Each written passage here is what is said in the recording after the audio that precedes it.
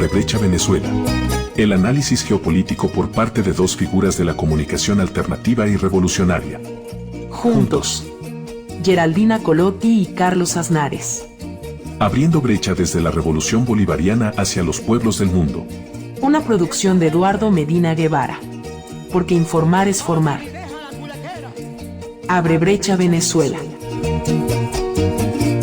Gallina vieja esta gente. Ni pone ni deja la culequera. Queridas y querido oyente, estamos de vuelta, Carlos Aznares y yo, por nuestra cita de Abre Brecha Venezuela. Aprovechamos para saludar a nuestro productor Eduardo Medina, a la presidenta de Radio del Sur, Nieve Valdés. Gracias por esta oportunidad que en este momento se muestra como un lugar de observación privilegiado, porque Venezuela hoy más que nunca es al cruce de problemas que indican a qué nivel estamos a nivel global.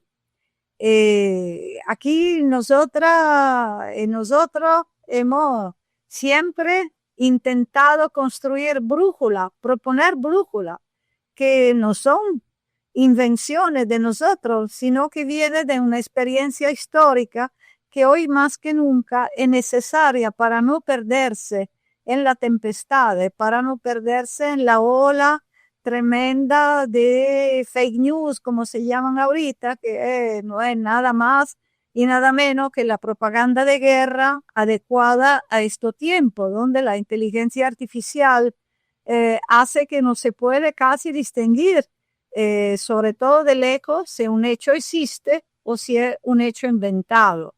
Esto paraliza las inteligencias, paraliza el compromiso también. Y uno tiene que ponerse a reflexionar por qué pasa eso. Porque, por supuesto, el nivel de crisis estructural al cual ha llegado este modelo capitalista, que no tiene nada que ofrecer a ningún nivel, llegó a un punto que la indignación popular en final puede volverse no detrás de falsas banderas como ha pasado, es por eso que nos encontramos con un pedófilo en el gobierno de la más grande potencia del mundo, nos encontramos con la subida de gobierno de extrema derecha o de derecha, sino que puede volver su sagrada indignación popular contra lo que producen esta situación, una situación de barbaridades donde ellos antes llegan a elevar el umbral, como hemos visto con el genocidio en Palestina, hasta destruir la humanidad misma, y después hacen ley, entre comillas, que no son verdaderamente ley determinada por un equilibrio que era lo del siglo pasado, fruto del enfrentamiento entre intereses, de los intereses de clase, sino que son ley de cartón que le sirve solamente para enmascarar lo que han producido en términos de arrogancia, de ocupación militar, de hurto y de piratería internacional. Hemos vuelto de nuevo a un mundo sin ley. Por eso, a tener una sheriff global que piensa que tiene la arrogancia de llegar en cualquier lugar del mundo, hacer masacre y después decir sin ni siquiera justificar, yo quiero el petróleo y me lo voy a robar, es mío. Es decir, en nombre de una raza de dueño que sabemos de qué moral son, como el caso Epstein nos está mostrando. Bueno, ellos dicen que nosotros, los trabajadores, no servimos para nada, que los pueblos son desechos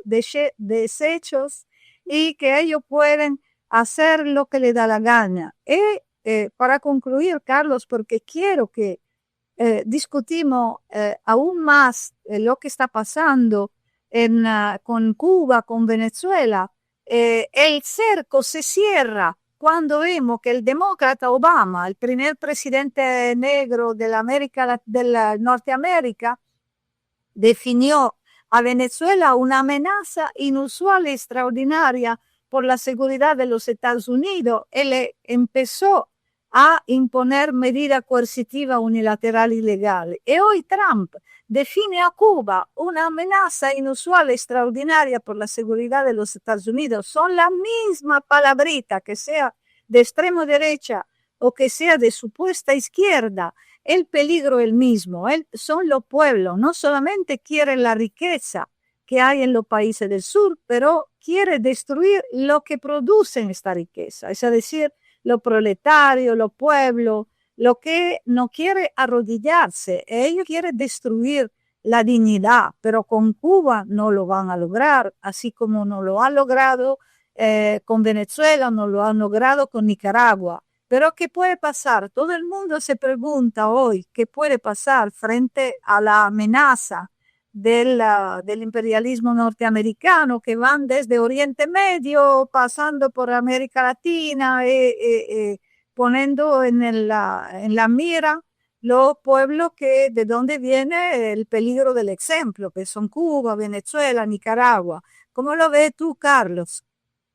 Bueno, como vos estás diciendo muy claramente, es el mismo discurso. O sea, para Obama, para Trump, para Netanyahu, que también cree que el principal peligro que hay en la región se llama la República Islámica de Irán, y por eso está fogoneando todos los días y soplando palabras en el oído de Donald Trump de que es necesario atacar a Irán, o sea, de la misma manera que en su momento ocurrió con Venezuela cuando se produce el bombardeo y el secuestro del presidente y la primera dama. Estamos en un mundo, como decimos muy bien, sin ley. No hay ningún tipo de derecho internacional, no hay ningún tipo de defensa institucional, todos se callan la boca, están pasando cosas gravísimas, tanto en Venezuela como en Cuba, como en Palestina, como en Irán y como en cada uno de los países que, oh casualidad, tienen un discurso crítico frente al imperialismo, frente al colonialismo y que construyen sin atacar a nadie. O sea, nadie puede acusar ni a Cuba, ni a Venezuela, ni a Nicaragua de ser países expansionistas. No han invadido a nadie, al contrario, si han invadido, entre comillas, lo han hecho con médicos, con alfabetizadores, con ayudas, incluso a países que, como el caso de Cuba, lo están bloqueando y que, como recordabas, en la época de la pandemia, Cuba tuvo el gesto noble que siempre tiene de pensar más en los seres humanos y no en quienes dirigen los países, y ayudar a Italia, que siguió bloqueándola después de la ayuda que le dio Cuba, con sus médicos, con sus vacunas. Lo mismo ha hecho Cuba me refiero a Cuba porque ahora está también en el candelero de una nueva vuelta de tuerca de asfixiarla por el tema energético. Pero, por ejemplo, Cuba también ayudó a Estados Unidos.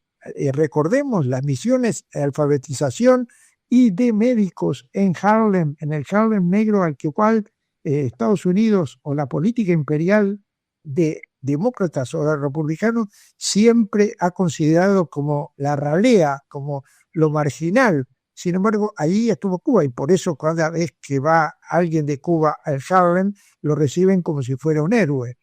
Y esto es lo que nos muestra estos dos mundos que se están chocando en este momento de una manera muy brutal.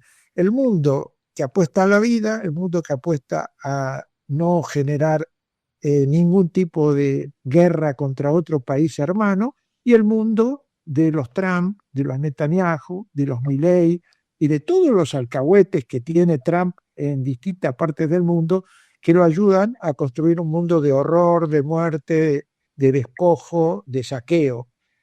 Fíjate que próximamente, a fin de febrero, está anunciada, o primeros días de marzo, todavía no estaba bien concretado, que Trump convoca a sus obsecuentes de Latinoamérica, van a ir Milei, Santiago Peña de Paraguay, Daniel Noboa de Ecuador, el Katz de Chile, que va a asumir el cargo en marzo, y Afura de Honduras, o sea, junta toda la ralea de presidentes obsecuentes que le hacen el saludo a la bandera a Donald Trump para tratar de ver cómo puede generar un cerco mayor sobre los países hostiles al imperialismo. Ya no se conforman solamente con bombardear, intervenir, asfixiar, sino que también quieren provocar una especie de guerra civil latinoamericana en la cual estén los amigos de Trump y los que tienen un pensamiento crítico. Y no se necesita ser revolucionario para eso, porque también ponen la mira a Claudia Sheinbaum, ponen la mira a Gustavo Petro, a Lula, que sabemos que tienen un pensamiento un poco más ligado al centro que a la izquierda, y sin embargo, también son enemigos para el discurso imperial. Estamos en una situación que hay que esmerarse y acudir a la experiencia histórica para enfrentar este avance del imperialismo. Digo, esmerarse en el sentido de no tener dudas de que nuestros amigos son los que lo han sido siempre y que frente a estos ataques que están recibiendo, cerrar filas para defenderlos. Defender a Venezuela, defender a Irán, defender a Palestina, defender a Cuba, defender a Nicaragua es una premisa del momento. No podemos tener dudas sobre eso, porque sobre nuestras dudas avanzan ellos, avanzan cada vez más sobre nuestras dudas. Ahí tenemos el caso de lo que está ocurriendo en Palestina, que es sangrante, en el sentido de no solamente sigue el genocidio en Gaza, sino que también ahora se han apropiado de Cisjordania. Directamente exigen título de propiedad a los palestinos que están allí desde hace miles de años, y vienen estos que llegaron en el 48 o un poco antes a exigirle título de propiedad, y si no los echan con la violencia de sus soldados. O también, y esto hay que decirlo, tener los caballos de Troya dentro de nuestras propias filas, que es lo que ocurre en Palestina con la autoridad palestina, que en estos días acaba de asesinar a dos niños de un combatiente palestino de la resistencia, y ha detenido al combatiente en la ciudad de Tubas. O sea, fíjate vos que estamos luchando contra un montón de enemigos, los que aparentemente son nuestros enemigos históricos y los que tenemos como caballos de Troya metidos adentro con dudas, con zancadillas, con palos en la rueda a quienes quieren avanzar revolucionariamente. Sí, es así, porque si vamos a seguir el hilo de a cosa no conduce la observación de esta realidad, nosotros vemos que hay temas que se han construido desde la destrucción de la teoría del comunismo histórico novecentesco, que por supuesto ha tenido su problema porque ha tenido que enfrentarse al mismo monstruo que ha confiado el nazifascismo en el siglo pasado, y ahorita lo vemos de nuevo. Pero esto significa, importante lo que tú estás diciendo, que la brecha después de la caída de la Unión Soviética, es decir, que no, el imperialismo, el modelo capitalista no ha tenido competencia, no ha tenido a nadie que lo acose, como pasaba en el siglo pasado. Él se ha difundido en todos los lugares de la manera peor, y los espacios por el llamado reformismo, la brecha se ha reducido hasta casi desaparecer. No por casualidad, pues estaba hablando del ataque que se le está haciendo también a los presidentes que no son radicales en América Latina. Esto pero nos lleva a reflexionar sobre cómo el imperialismo dice que no hay posibilidad de reconocernos junto a nivel internacional, a nivel global, porque ya no haría una teoría, digamos, aparte de las religiones, que pueden hacer entender a los pueblos en su diferencia, pero juntándolo todo, como era por el comunismo en el siglo pasado. Pero en el mismo tiempo ellos sí construyeron su idea global de hegemonía mundial. Lo hicieron, por ejemplo, cuanto más destruyendo nuestras internacionales, lo hicieron construyendo su internacional fascista y nazista, que tenía en la mira, no olvidamos, en el 2020, cuando en la última parte de su primer mandato, Trump dio la orden a su asistente de organizar con Vox en España la primera internacional fascista que fue con la Carta de Madrid, firmada por María Corina Machado, por nuestra gobernante actual italiana, que todavía no lo era, y todos los partidos fascistas y nazistas de América Latina. Y tenía en la mira no solamente a los más radicales, pero tenía en la mira el Foro de Sao Paulo, los progresistas expresidentes que se estaban,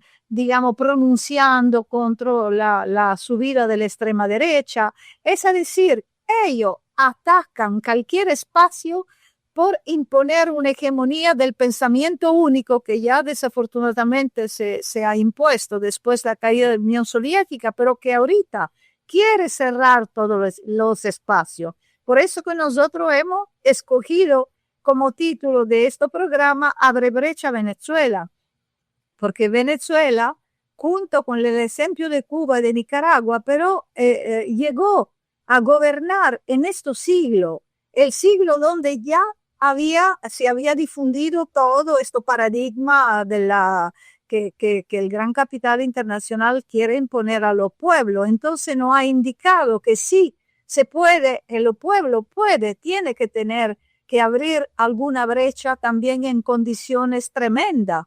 Y lo tiene que hacer con la resistencia, lo tiene que hacer rompiendo frontera interna y frontera ideológica y frontera muro, como en Palestina. Pero son muros que cuando cae nos hace entender que al imperialismo hoy más que nunca, como dijo Nicolás Maduro, el presidente de Venezuela, antes de ser secuestrado el 3 de enero, al imperialismo se le ha caído la máscara, y que esto abre brecha para los pueblos. Es muy importante que nosotros hacemos caer el muro de la hipocresía, el muro de la complicidad que nos hace discutir sobre la nada, cuando en el mismo tiempo el avance del imperialismo es lo que estamos viendo en Palestina, es lo que estamos viendo con el secuestro de Nicolás de Siria, es lo que estamos viendo con Cuba. Cuanto más nosotros perdemos el tiempo en discutir y a no reconocer también los enemigos internos, que son lo que nos hace perder tiempo, son lo que son como lo capó a los tiempos del nazismo. Siempre el ocupante, el imperialismo necesita de traidor interno, necesita de gente que hace el trabajo sucio. El gobernante alemán, lo digo recién, es que el criminal Netanyahu hace el trabajo sucio por Europa, porque Europa lo hace sin dar la cara.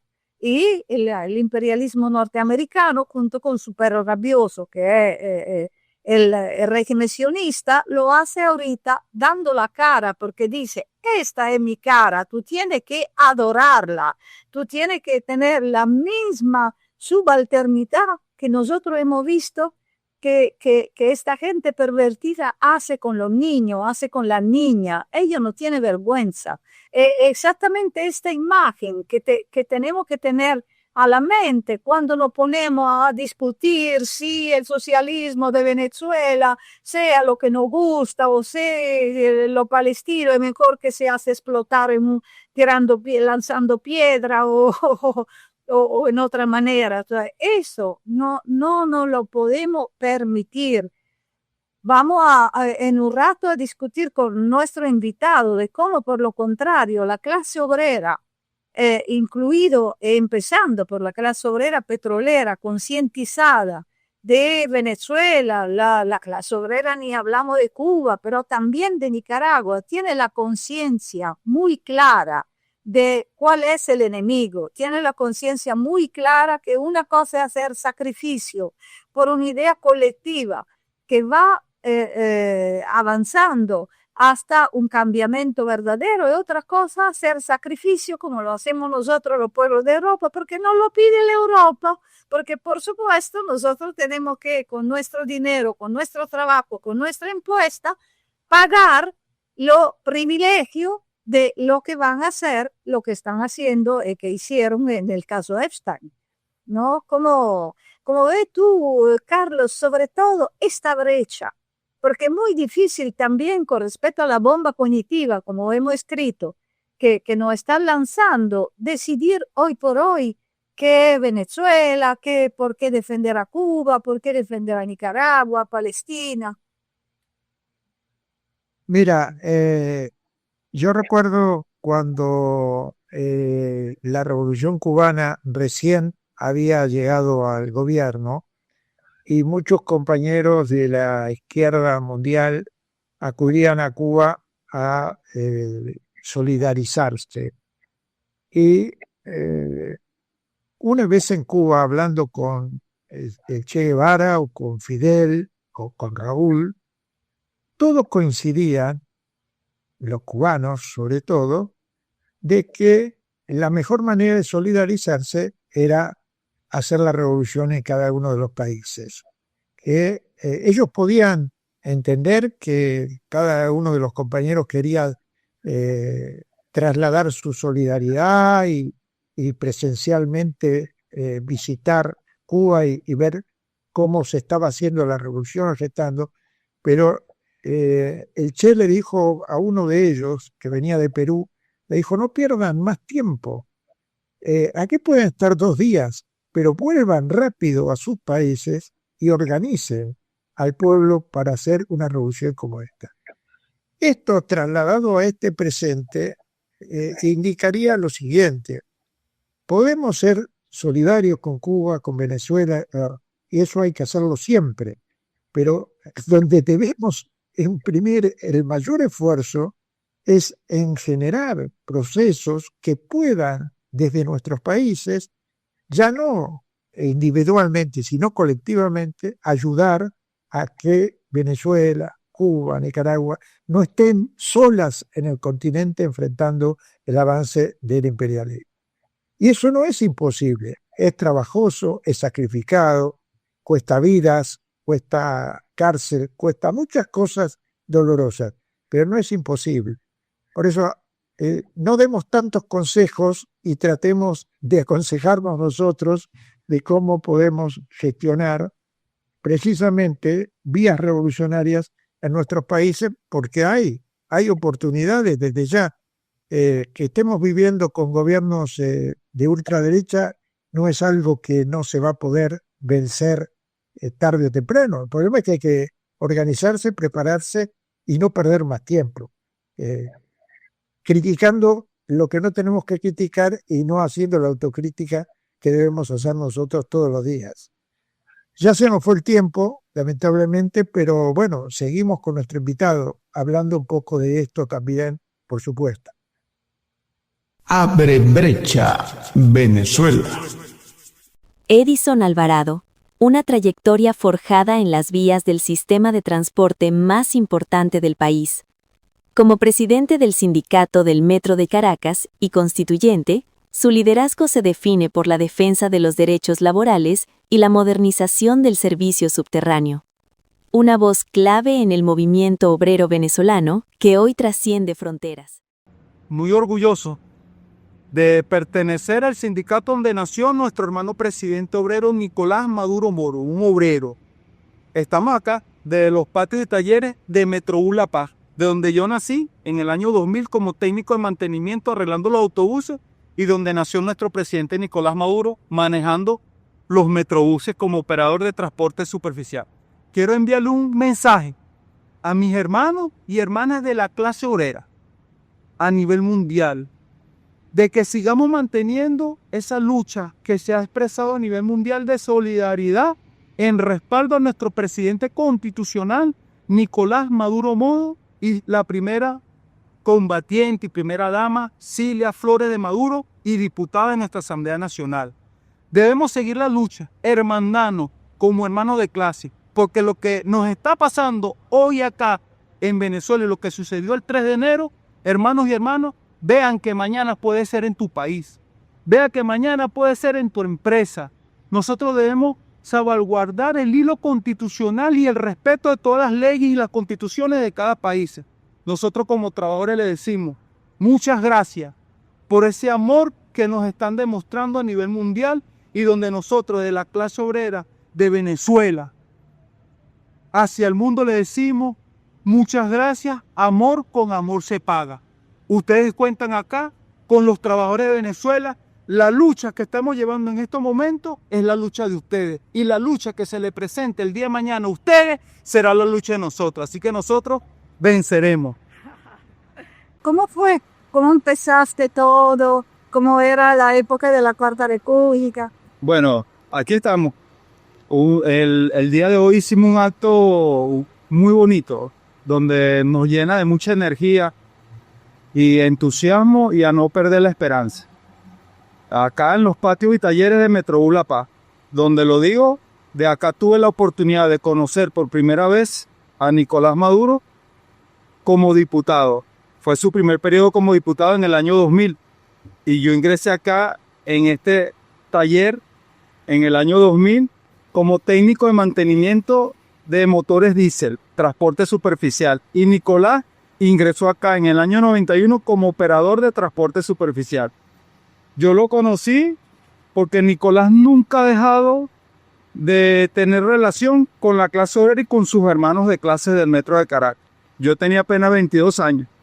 Hoy lo digo con mucho orgullo, a mis 48 años de edad, son más de 25 años conociendo a un obrero, a un trabajador, y donde yo digo que se ha aprendido a nivel mundial una esperanza y una solidaridad con todos mis hermanos de clase de los distintos países que hoy estuvieron conectados, porque ellos están tratando de robarnos una esperanza a los trabajadores y a las trabajadoras, porque quien está gobernando es un obrero, es uno igual que tú, uno igual que yo, que sabe lo que es cobrar un 15 y un último, sabe lo que es pararse a las 5 de la mañana, prender la unidad de Metrobús, chequearle los fluidos, chequearle la correa. Eso es lo que hacía un operador de transporte superficial. Ese es Nicolás Maduro.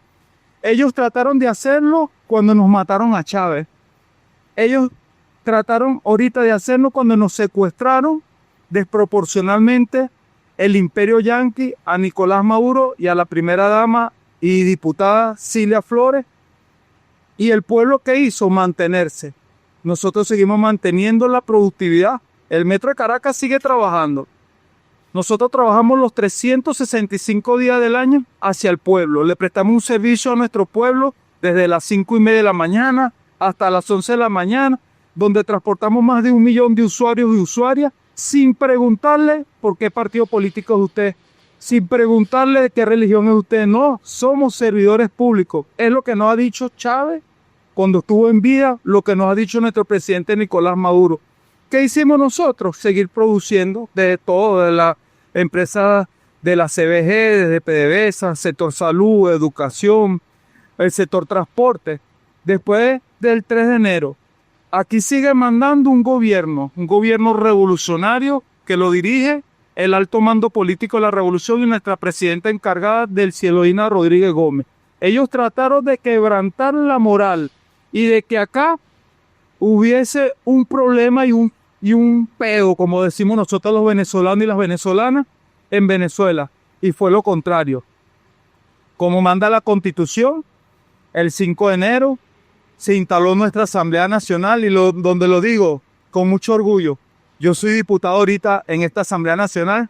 Gracias al pueblo, gracias a nuestro presidente Nicolás Maduro, fui juramentado en la Asamblea Nacional para ejercer desde esa trinchera de lucha más poder hacia nuestro pueblo, en el pueblo legislador.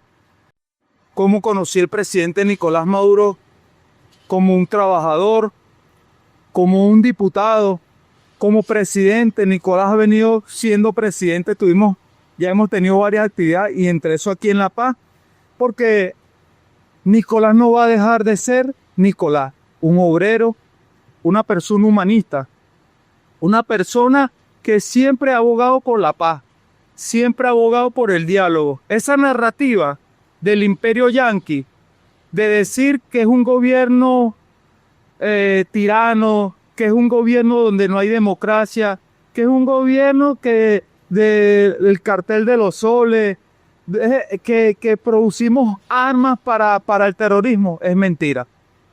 Nicolás ha demostrado ser un presidente de diálogo, ser un presidente de paz, ser un presidente de hermandad con los países del mundo y de Latinoamérica. Lo digo como un trabajador, me duele mucho que esos presidentes que ahorita se están pronunciando en contra de lo que le pasó a nuestro presidente Nicolás Maduro, porque eso no es lo que Chávez en su momento construimos cuando nació la CELAC, cuando nació la UNASUR, cuando nació Petrocaribe. Lula, estás quedando muy mal como presidente de Brasil que viene de la clase obrera. Nosotros te conocimos con Chávez, como te está hablando es un obrero. Nosotros ahorita apostamos a la diplomacia de paz. Proletaria de paz. Proletaria y la que está siendo el alto mando político de la revolución y nuestra presidenta Delcy. Pero no se equivoquen. Le decimos desde Venezuela como un obrero que soy del sector transporte. Si ustedes quieren convertir a Venezuela y ver como su patrio trasero, nosotros los trabajadores convertiremos esto en un Vietnam de Latinoamérica y del mundo.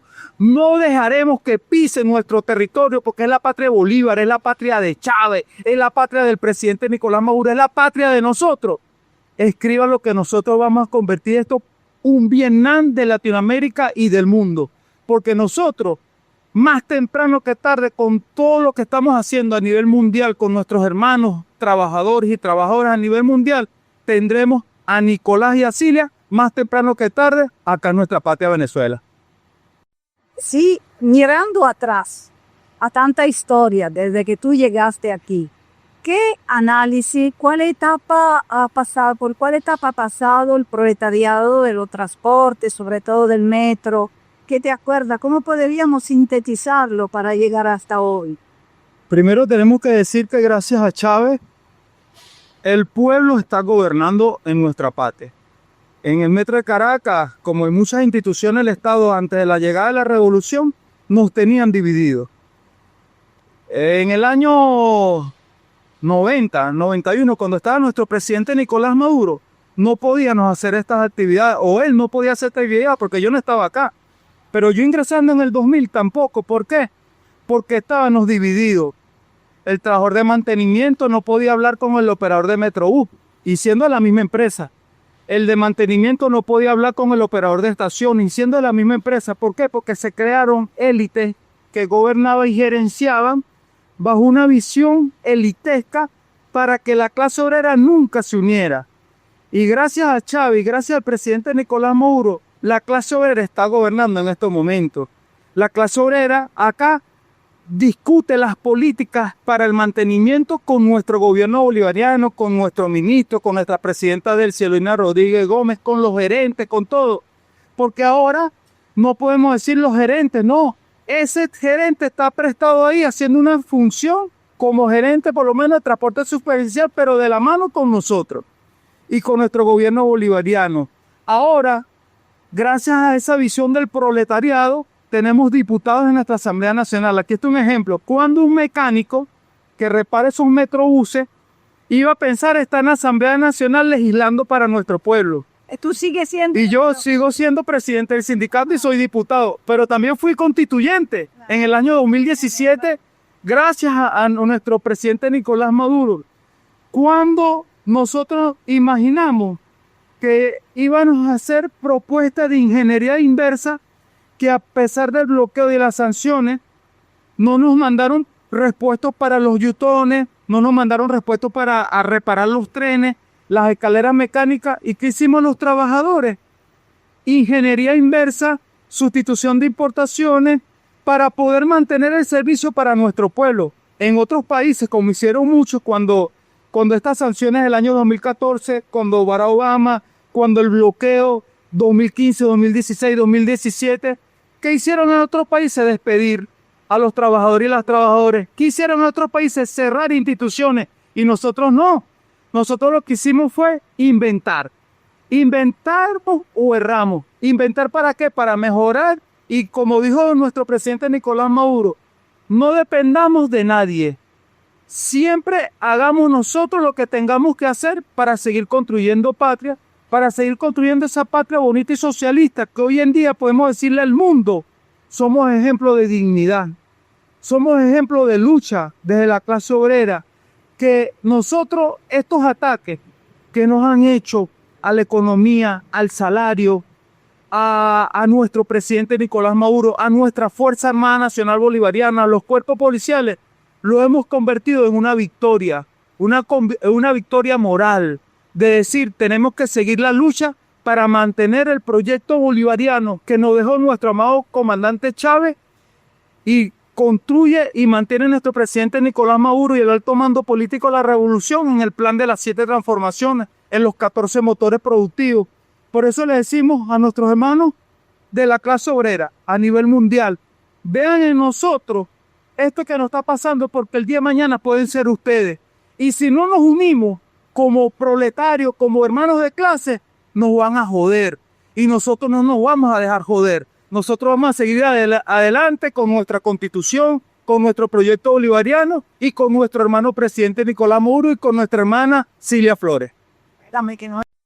Bueno, la clase obrera, sobre todo la clase obrera del metro, ha vivido varios ataques. Sí. Bueno, desde el paro petrolero, pero pasando por toda la llamada guarimba, hasta el sabotaje eléctrico. Sí. ¿Qué te acuerdas? ¿Cómo salieron usted? ¿Cómo la conciencia obrera se fortaleció o las infiltraciones han aumentado? Nosotros, gracias a la revolución, gracias a nuestro presidente Nicolás Maduro, como te dije, con Chávez, y Nicolás nunca ha dejado de estar en contacto con nosotros. Él es un obrero igual que yo. 2002, sabotaje petrolero. El metro, podemos buscar en la historia, fue una de las empresas que no se paró. Yo apenas era técnico, yo no estaba en el sindicato.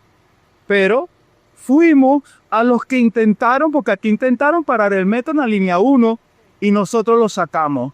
Y le dijimos, el metro es del pueblo, el metro no se para. Nosotros respetamos el hilo constitucional y reconocemos a nuestro comandante Chávez. Y después que vino la denominada La Salida, recordemos, 2014, con el prófugo de la justicia, porque es un prófugo y una persona que le hizo mucho daño, no lo voy a nombrar. Sí, lo sabemos. ¿Qué pasó con la denominada La Salida? Nos quemaron autobuses, metrobuses, porque ellos veían a Nicolás, un obrero, un carajo que no podía dirigir la patria. ¿Qué pasó con las trabajadoras del metro? A las trabajadoras del metro le quitaban los uniformes y las dejaban sin ropa para que se desmoralizaran. ¿Qué pasó? Nos quemaron estaciones del metro, Parque Carabobo, recordemos. ¿Qué pasó? Nos quemaron un operador de Metrobús, el compañero Jonathan Tiapa. Le incendiaron de gasolina y lo quemaron trabajando con un Metrobús. ¿Qué pasó? Nos quemaron más de 5 unidades de Metrobús. ¿Y qué hicimos nosotros? Le digo, seguimos prestando el servicio para nuestro pueblo. Porque nosotros decíamos, ese ataque no es hacia Nicolás. Ese ataque es hacia nosotros como trabajadores, como clase obrera. Porque ellos no soportan el imperialismo, ni los burócratas, ni el capitalismo, que quien gobierna es un obrero. Y de ahí, ¿qué pasó después? Las sanciones, el decreto de Obama. Recordemos que el metro fue concebido en la Cuarta República para que en un momento lo privatizaran. Tenemos que recordar que el metro solamente se podía montar los que podían pagar el metro cuando nació. Por eso es que todo el mundo habla, no, volvamos a la cultura metro. No, el metro antes se montaba quien podía pagarlo, esa es la verdad, porque su visión era privatizarla en algún momento. Y gracias a Chávez, y gracias a la revolución bolivariana que hizo Chávez, nació el Proyecto Nacional Ferroviario. El Metro de Caracas en la Cuarta República, del recuerdo a lo de la Cuarta y a nuestro usuario, que sí lo sabe, no existía Metro Los Teques, no existía Metro Cable Mariche, no existía Cable Tren Petare, no existía Metro Cable San Agustín y no existían las rutas de Metrobús hacia las zonas más populares como es el 23 de enero, como es San Agustín, como es Katia. Y gracias a la Revolución Bolivariana, el metro llega a nuestro pueblo. ¿Y qué pasó ahí? En las sanciones, ya no nos, en el caso de los trenes Aston franceses, no nos dieron más repuestos. En el caso de los trenes CAF españoles, no nos dieron más repuestos. En el caso de las escaleras mecánicas Otis y Schindler, no nos dieron más repuestos. En el caso de los sistemas por cable, Doppelmayr, que es austriaca, tampoco nos dieron más con el metro. ¿Y qué íbamos a hacer nosotros los trabajadores? ¿Quedarnos cruzados? No. Empezamos a inventar, a sacar un repuesto de un autobús, a sacar un repuesto de un tren, de una escalera, para poner a funcionar con lo que tengamos. Empezamos a hacer alianza con hermanos ingenieros de electrónica, de Metro Los Teques, del IFE, de Metro de Valencia. Creamos equipos como hermanos de clase para ayudarnos, Metro de Caracas, el IFE, Metro Los Teques, Metro de Valencia, para que el sistema del transporte no se parara. Y es lo que hoy en día podemos decir, mantuvimos con todas las dificultades el servicio para nuestro pueblo. Eso es lo que ellos atacan, de que gracias a la Revolución Bolivariana, gracias a Chávez, gracias a nuestro presidente Nicolás Maduro, haya creado una conciencia como clase y como pueblo en nuestra clase obrera. Yo, los trabajadores que tenemos en el Metro de Caracas, el sindicato de los trabajadores del Metro de Caracas tiene más del 89% afiliados a su sindicato. Y algo histórico que Nicolás siempre me lo recuerda, Edinson. Cuando yo estaba, habían 3 sindicatos. Asoproteme, que era la Asociación de Profesionales y Técnicos que existía en la antigua Ley Orgánica del Trabajo, que dejaba a los gerentes a organizar sindicatos, recordemos, a su metro, que era la Asociación de Trabajadores que Nicolás tuvo que crearla, porque Citrameca los expulsó, porque en ese momento la derecha gobernaba pues en el metro y la dirigencia. Recordemos ese sabotaje petrolero del 2002 cuando la CTV se puso a los intereses del imperio, de Fedecámara, de todas esas que agredieron en su momento a Chávez. ¿Y qué hicimos nosotros? Gracias a la visión de nuestro presidente Nicolás Maduro, hoy en día yo te puedo decir, aquí hay un solo sindicato, que es Citrameca. Yo logré, gracias a las orientaciones del presidente Nicolás Maduro, como él siempre nos ha orientado en el diálogo con respeto, en discutir la diferencia y los problemas en el marco del respeto, logramos unificar en un solo sindicato a la clase obrera. Por eso hoy yo digo, presidente Nicolás Maduro, aquí están tus hermanos y hermanas de clase, donde no vamos a dejar caer las banderas de la revolución, ni el servicio, ni tu casa. En el Metro de Caracas sigue mandando la revolución, porque nuestro sindicato sabemos y estamos claros que tenemos que defender los derechos de los trabajadores. Es un sindicato revolucionario, chavista, y estamos resquiados con nuestro hermano presidente Nicolás Maduro. Hay una parte de lo que se dice más chavista que Chávez, que intentaron tergiversar el tema del salario como ocultando, bueno, la medida coercitiva unilateral, pero también es verdad que la clase obrera es la que hizo más sacrificio de todo. ¿Cómo se vivió eso? ¿Y cómo se maneja ahorita que hay esta nueva etapa? Fue muy duro porque recuerda que el imperialismo yanqui estudia a todos los personajes, en el caso nuestro, de los que dirigen y han dirigido en los últimos 25 años Venezuela. Ellos sabían que nuestro comandante Chávez no solamente es, porque Chávez se sembró en nuestros corazones, un líder en Venezuela, sino a nivel mundial y de los países de Latinoamérica.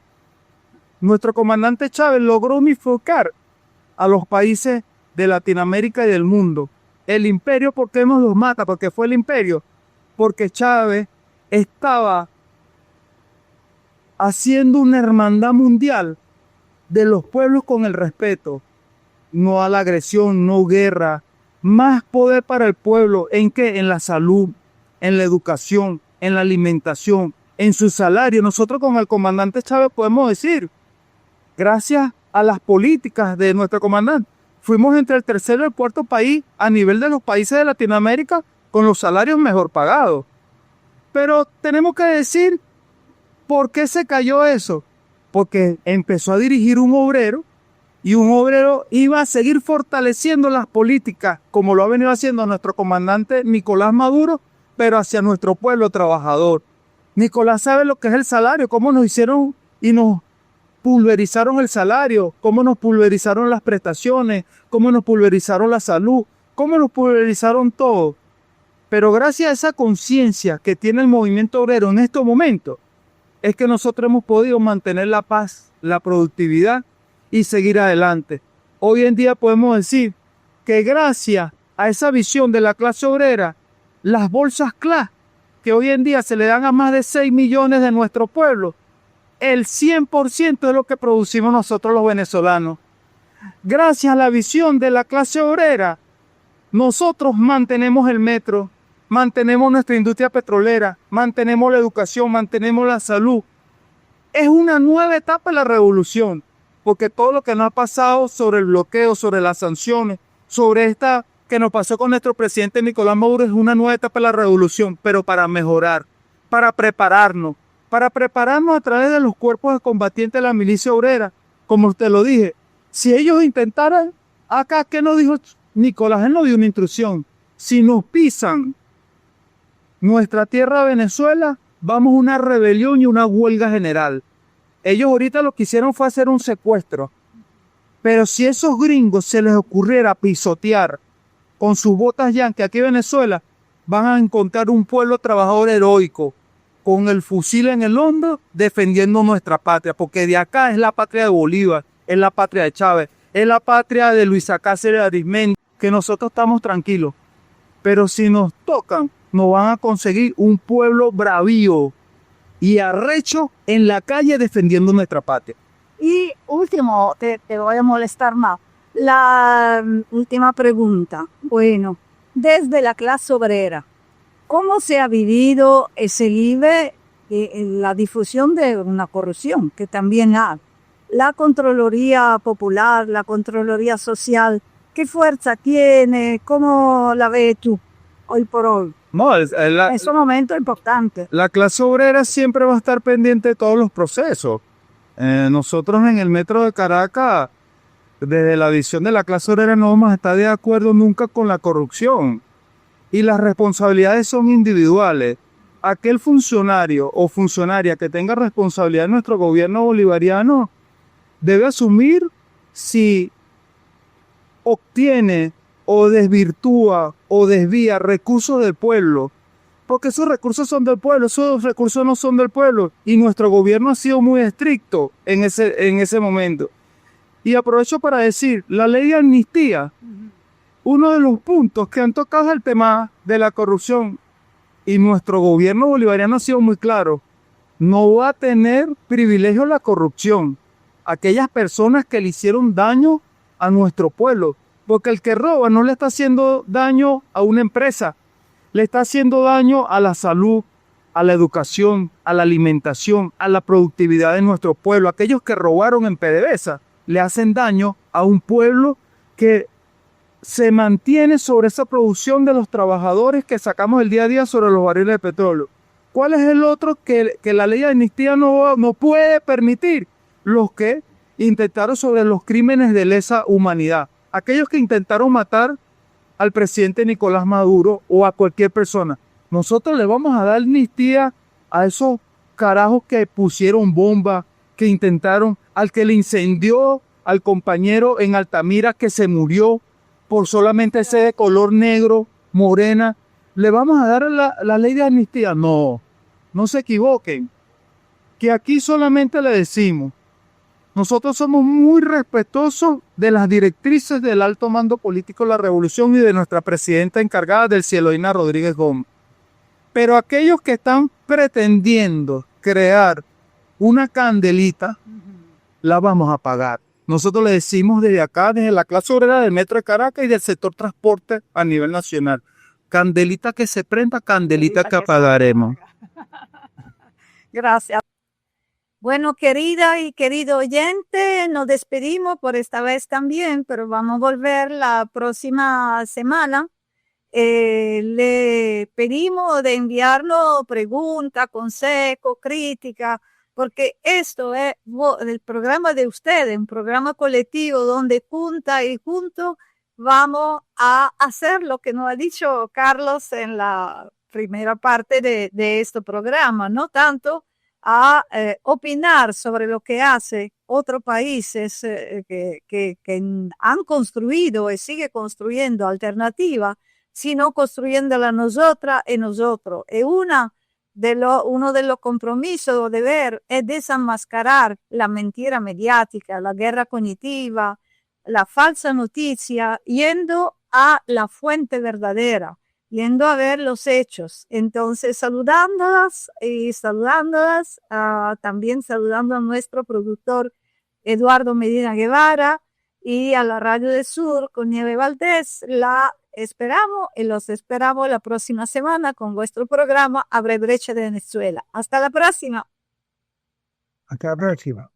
Abre brecha, compañero, que ya sopla viento de agua y hay que espantar el perro antes que se eche la miada.